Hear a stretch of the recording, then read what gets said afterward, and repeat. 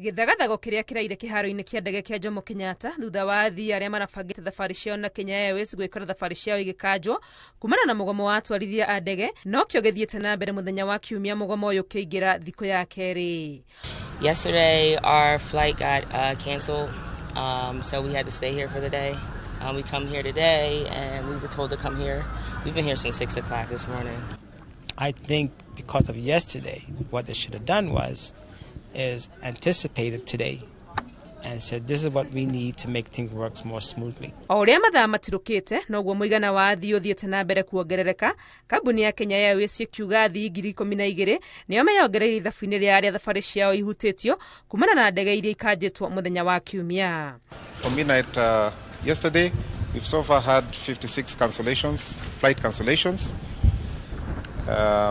We have disrupted about 12,000 passengers, and about 500 of those have been accommodated across Nairobi in various hotels. Hema-inĩ ici iria Kenya Airways yambĩte aruti a wĩra marĩ na mĩhang'o kĩondorita ya kũgeria gũtungatĩra athii makĩmahe maũndũ matatũ ma gũcagũra gatagatĩ ga gũcokerio mbeca, gwĩtĩkĩra gwetherwo itĩ ndege-inĩ ingĩ, na wakorwo ti ũguo meterere nginyagia gĩthagathago kĩa mũgomo ũyũ gĩthire.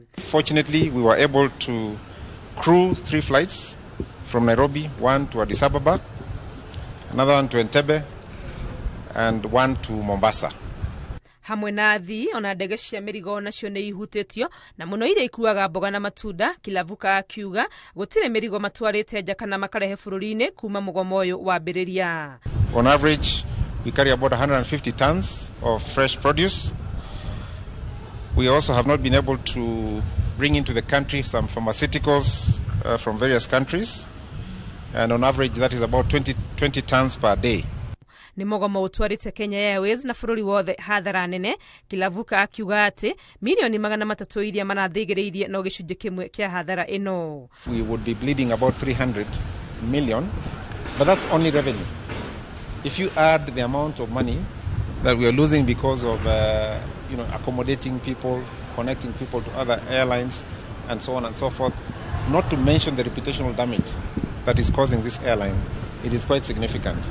No na kuri uguo Kenya Airways no ithiĩte na mbere kuhoya ũrekeri kuma kũrĩ athii na arĩa angĩ mahũthagĩra motungata mao, makiuga atĩ nĩ marageria o ũrĩa mangĩhota gwetha kĩhonia kĩa naihenya gĩa thĩna ũyũ. Ngĩribotera Inooro TV, Retondekwa nĩ Wangui wa Mwangi.